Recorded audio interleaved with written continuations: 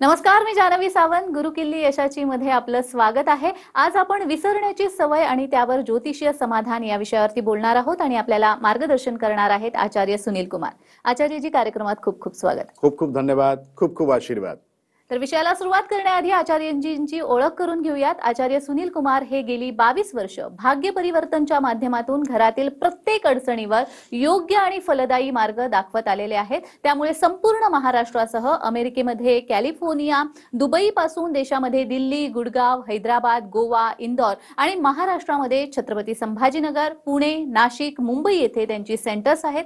आपणास आपल्या कुठल्याही प्रकारच्या समस्यांवर हमखास उपाय हवा असल्यास स्क्रीनवर दिलेल्या फोन नंबरवर संपर्क साधून आपलं शंका निरसन करून घेऊ शकता. चला तर मग चर्चेला सुरुवात करूया. आज आपला विषयच आहे विसरण्याची सवय आणि त्यावरती ज्योतिषीय समाधान. तर आजकाल आपण बघतोय प्रत्येकालाच विसरण्याची सवय लागलेली आहे. म्हणजे फक्त मोठ्या माणसांना किंवा ज्यांचं वय झालेलं आहे त्यांना कदाचित असं नाही, तर सगळ्यांनाच, अगदी लहान मुलांपासून काल काय केलंय आपण हे पण लक्षात राहत नाही. कशामुळे होतं? ते खूप चांगला प्रश्न विचारला तुम्ही. ज्योतिषच्या माध्यमातून जर आपण बघितलं तर कुंडलीमध्ये बुध ग्रह हा बुद्धीचा कारक ग्रह आहे. जर तुमचा बुध ग्रह कमजोर पडला तर निश्चितपणे हळूहळू हळू तुमची स्मरण शक्ती ते एकदम डाऊन होऊन जाते आणि तुम्हाला विसरण्याची सवय लावून जाते. आणि फक्त इथपर्यंत विषय थांबत नाही. आता जे तुम्ही प्रश्न विचारला की गुरुजी ते लहान लहान मुलांना मी पण बघतोय की लहान लहान मुलांना म्हणजे इतकं विसरण्याची सवय. कधी कधी जर त्यांना आपण त्यांची शाळेचं जर नाव विचारला तर जे लहान लहान मुलं त्यांना ते पण कळत नाही, लगेच सांगता येत नाही.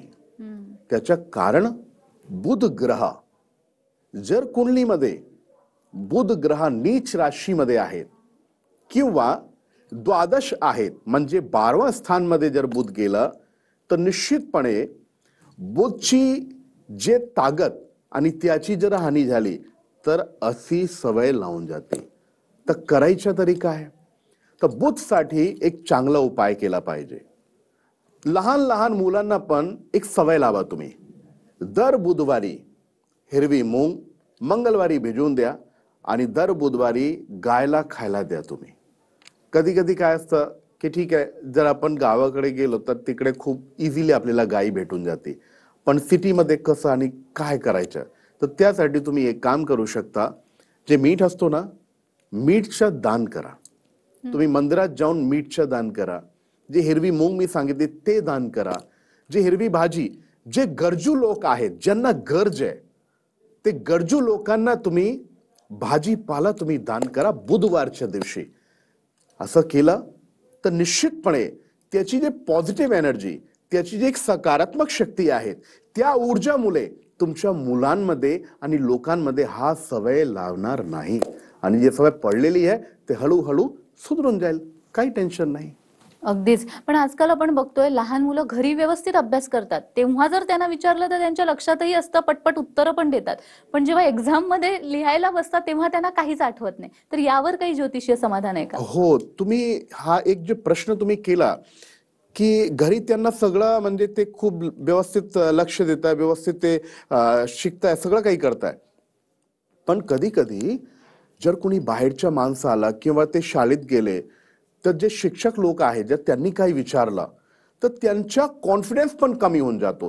त्याचा कारक ग्रह वेगळा आहे. चंद्रमा मनसो जातक चक्षो सूर्यो अजायता, म्हणजे सूर्यग्रह हा आत्मबलकारक ग्रह आहे ज्योतिषशास्त्रानुसार. तर सूर्यग्रह उत्तम पाहिजे. फक्त असं नाही की आपण कितीही शिकलो पण जर आपल्यामध्ये आत्मबल नाहीये, कॉन्फिडन्स नाहीये, तर आपण प्रेझेंटेशन कधी चांगली देऊ शकत नाही, कुणासमोर काही बोलू शकत नाही. आणि कधी कधी समोरच्या माणसं जर त्यांनी स्ट्रिक्टली काही प्रश्न विचारला तर हे लहान मुलं घाबरून जातं, माणसं पण घाबरून जातं. त्यासाठी काय? तर त्यासाठी तुम्हाला सूर्य आणि बुध जर हे दोन्ही एकत्र आले ना तर ज्योतिषशास्त्रामध्ये याला आपण बुध आदित्य योग म्हणता. हा पण एक सारखा राजयोग आहे.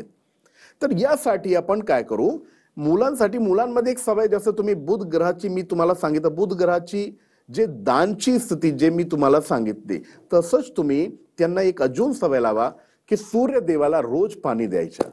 तर सूर्य ग्रह जर कुंडलीचा स्ट्रॉंग झाला, तो शक्तिमान झाला, तर निश्चितपणे ते मुलांच्या आत्मबल वाढणार. आणि तुम्ही पण करू शकता, म्हणजे घरात जेवढे लोक आहेत ते सगळ्यांना केला पाहिजे. तर आत्मबल पण वाढणार आणि जे विस्मरण शक्ती ते स्मरण शक्तीमध्ये कन्वर्ट होऊन जाते. ते एकदा तुम्ही करून बघा. पण खूप महिलांमध्ये ही समस्या आपण बघतो की एखादं काहीतरी काम करायचं असतं, आठवतं, त्या जागेवर गेलं की मग विसरायला होतं की आपण इथे कशाला आलो. माझ्या बरोबर सुद्धा असं बऱ्याच वेळा झालेलं आहे की मी काम करायला जाते आणि त्या जागेवर गेल्यावर अरे मी इथे कशासाठी आले हेच विसरायला होतं. तर यावर काही ज्योतिषीय समाधान आहे का? ते अर्धी गोष्ट आहे. मी तुम्हाला अजून सांगतो, कधी कधी काय असतं की आपण म्हणजे आपल्याला घ्यायचं होतं काही दुसरी वस्तू, पण आपली दुसरी वस्तू आपण घेऊन येतो. हो. आणि कधी कधी काय असतं, जसं माणसं कॉम करतोय, ठीक आहे, कंगी काढताना, आणि ते गेलं फ्रीजकडे, ते कॉम फ्रीजमध्ये ठेवला, हातात जे काही वस्तू आहेत ते फ्रीजमध्ये ठेवली, किंवा जो माणसं जिथं आहेत तिथं ते वस्तू ठेवली आणि नंतर लक्षात नाहीये. तर ते तुम्ही प्रश्न केला की हो, खूप काही महिलांना पण हा प्रॉब्लेम आहे की आपल्याला काय घ्यायचं पण काय घ्यायला आलो होतो. तर यासारखी जे प्रॉब्लेम आहे ना, जर कुंडलीमध्ये तुमच्या शनी ग्रह हळूहळू हळूहळू कमजोर पडला, किंवा आपण शनीसाठी कधी काही केलं नाही, खूप काही लोक पूर्ण आठवड्यात जर काही केला नाही केला, काही पूजा केली, पाठ केला नाही केला, पण ते दर शनिवारी शनी मंदिरामध्ये जाऊन तैलाभिषेक करताय, शनिदेवाचं दर्शन घेताय, शनिवारी खूप काही लोकांची मदत करताय. आणि तुम्हाला एक सांगू, जे विकलांग म्हणजे जे फिजिकली चॅलेंज्ड लोक आहेत, तर जे दिव्यांग लोक, त्यांची मदत जर आपण शनिवारी केली तर निश्चितपणे आपलं शनी स्ट्रॉंग होतं. आणि जे महिलांना अशी प्रॉब्लेम आहेत ना, तर निश्चितपणे शनिवारी तुम्ही जे दिव्यांग लोक आहेत त्यांची तुम्ही मदत करा.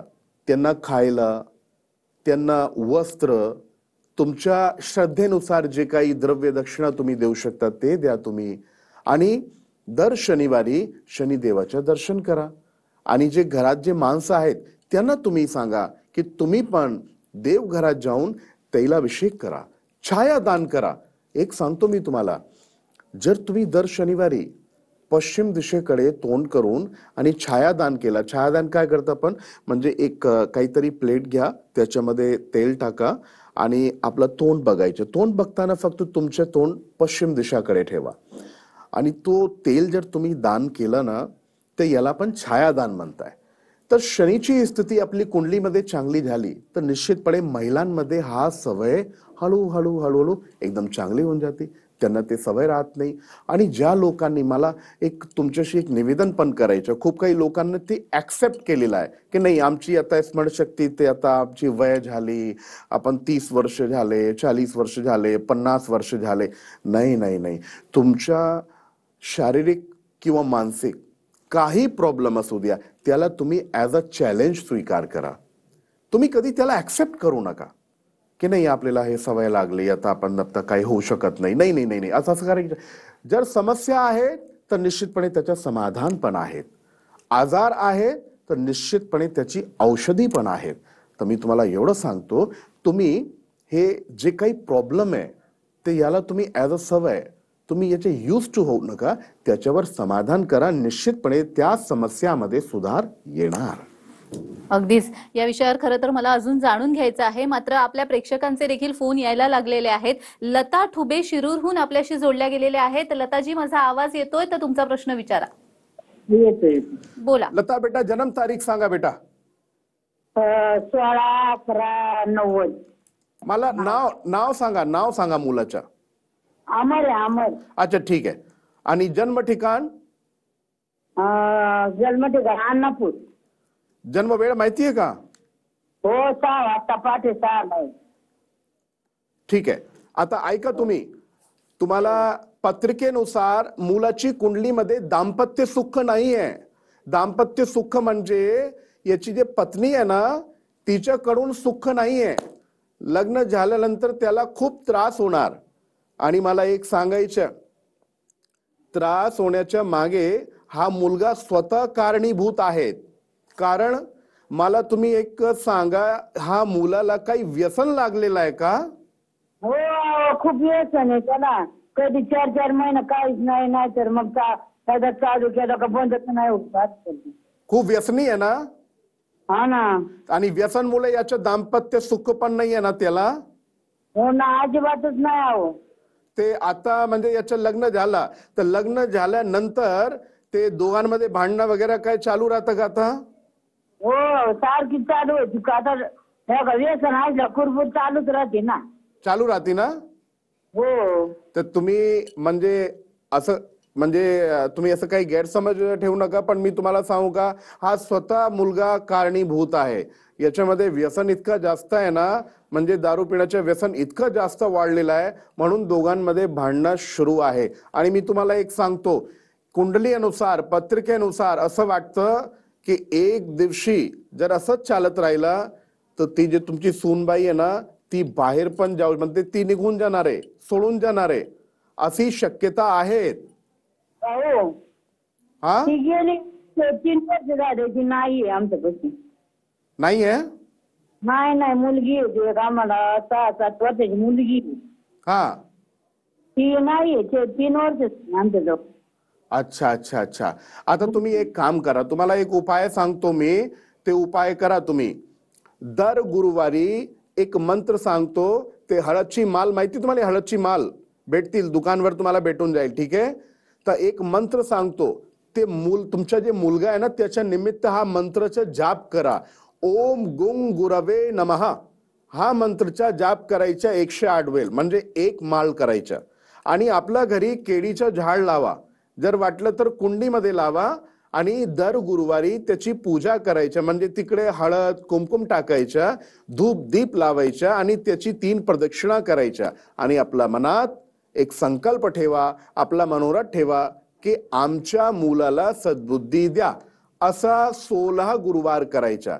आणि दररोज जे मी मंत्र सांगितलंय ना, ते मुलानिमित्त दररोज एक माळ हा मंत्र तुम्हाला जप करायचा. तर निश्चितपणे खूप लवकर त्याला खूप चांगली बुद्धी येईल.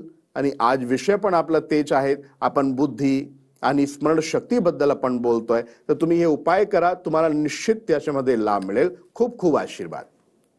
तर मला वाटतं लताजी यांना त्यांच्या समस्येवरती समाधान मिळालेलं असेलच. अशा तुमच्या जर काही समस्या असतील तर निश्चितच स्क्रीनवर दिलेल्या नंबरवरती फोन करा. आपण या विषयावरती अजून बोलणार आहोत, मात्र वेळ झालेली एका छोट्याशा विश्रांतीची. कुठेही जाऊ नका, पाहत रहा गुरुकिल्ली यशाची.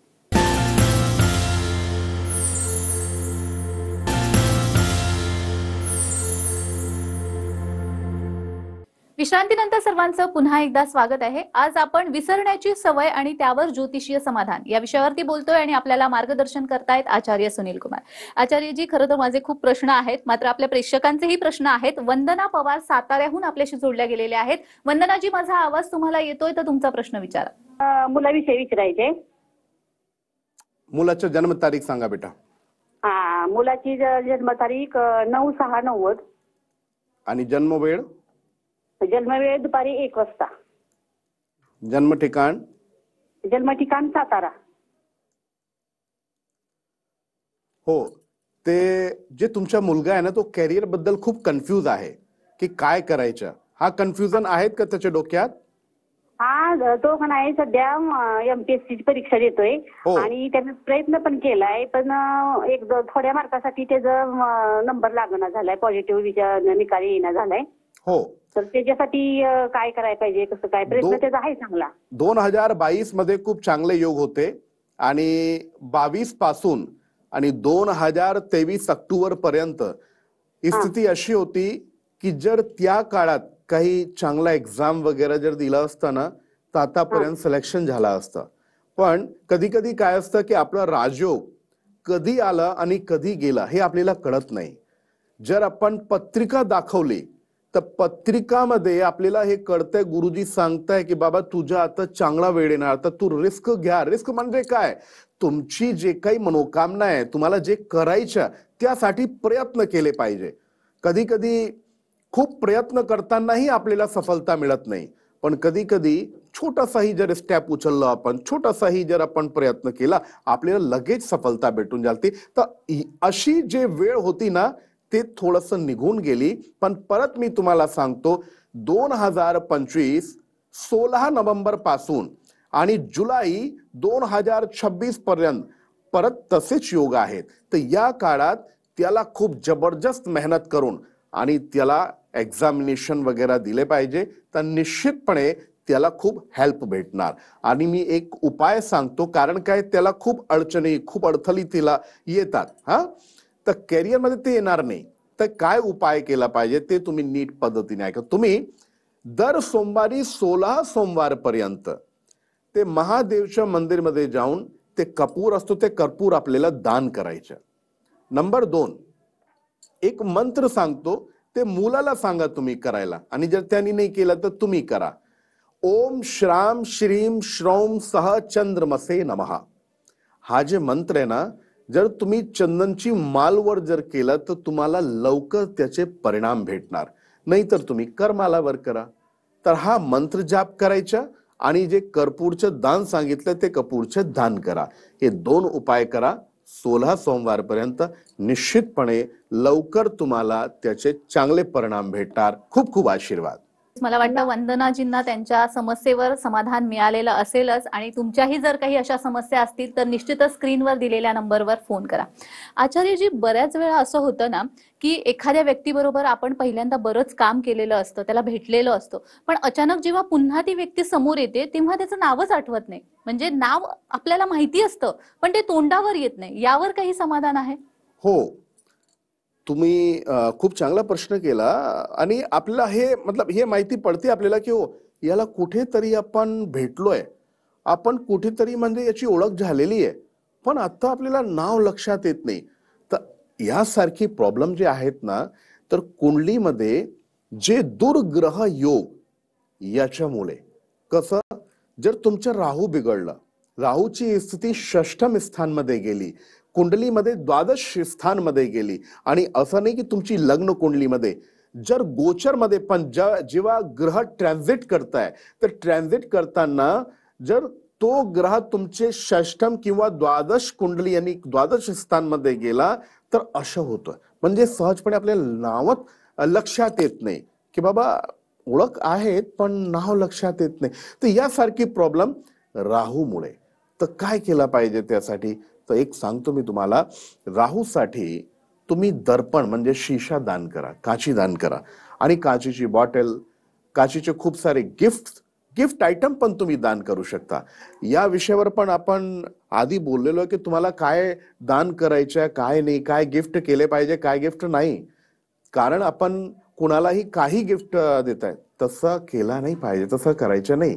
तर काचीचे आयटम जर तुम्ही गिफ्ट दिले तर निश्चितपणे आपलं जे राहू आहे ते खूप चांगलं होत आहे. आणि बुधवारी किंवा शनिवारी जर तुम्ही गरजू माणसांना तुम्ही कपडे दिले, वस्त्रदान केले, तर निश्चितपणे तुमचा राहू चांगला होत आहे. आणि जे तुम्ही प्रॉब्लेम आता सांगितली तर तशी प्रॉब्लेम आपल्या सोबत राहत नाही. अगदीच. पण असं जरी असलं ना तरी आपण बघतो मुलांना विसरायला होतं, तरुणांना सुद्धा विसरायला होतं, स्मरणशक्ती कमी पडते. पण जी वयोवृद्ध आहेत ना त्यांना अगदी व्यवस्थित सगळं आठवत असतं, त्यांची स्मरणशक्ती अगदी व्यवस्थित असते. म्हणजे माझी उदाहरणतः आजी 90 वर्षाची आहे, पण त्यांना अगदी व्यवस्थित सगळ्या गोष्टी आठवतात. ते कसं काय शक्य आहे? आता तुम्ही बघा, आता तुम्ही जेवढे प्रश्न केले ना, तर आता तुमचे प्रश्नात उत्तर आहेत की वयोवृद्ध लोक, खूप काही वयोवृद्ध लोकांना आपण बघताय, ते तुम्हाला नावाने तुम्हाला आवाज देत आहे. तुम्ही जर त्यांना 5, 6, 7, 10 वर्ष नंतरही भेटले तरी त्यांना खूप काही वस्तू लक्षात राहते. तर याचा अर्थ असा आहे, तुमची विस्मरण शक्तीच्या काही कनेक्शन नाहीये तुमची वय सोबत, की वय काय तुमची.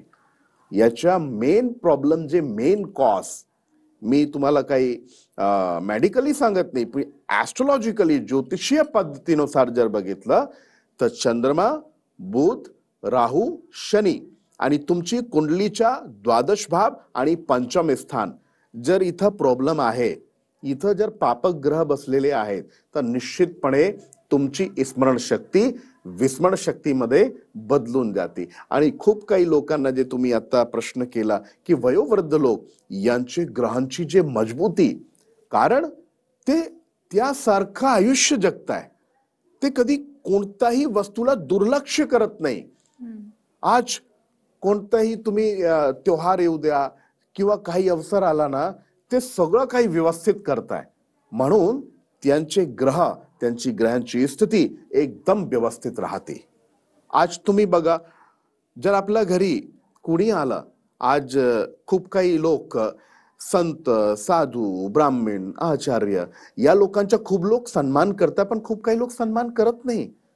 फक्त तुम्ही नाही केला ना, तेवढा जर केला तुम्ही, म्हणजे कुणाचा अपमान केला, सन्मान नाही केला, तरी तुमची कुंडलीच्या बृहस्पती, तुमची कुंडलीच्या सूर्य, मंगल हे तुमचे अभिशापित होऊन जातं आणि तुम्हाला त्याचा भोग सहन करावा लागतं. तर तुमची जर कार्यपद्धती जे तुम्ही करताय, जसं आयुष्य जगताय, तर आयुष्य जगणारी जे पद्धत आहे ना, त्याच्यामध्येही जर तुम्ही बदल केला तर निश्चितपणे तुम्हाला विस्मरण शक्ती कधीच होणार नाही. जसं तुम्ही बोलले ना आता की वयोवृद्ध झाल्यानंतर ही स्मरण शक्ती खूप मजबूत राहते, तसंच तुमची पण राहणार. अगदीच मला बरीच माहिती या विषयासंदर्भात मिळाली. तुम्ही ते आलात आणि खूप छान मार्गदर्शन केलं, त्यासाठी खूप खूप धन्यवाद. खूप खूप धन्यवाद आणि तुम्हाला आशीर्वाद.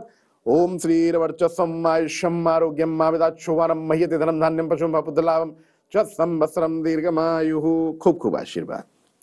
तर गुरुकिल्ली यशाची मध्ये आज आपण इथेच थांबतोय. पुन्हा भेटूया एका नवीन विषयासह. तुम्ही कुठेही जाऊ नका. पाहत रहा TV9 मराठी.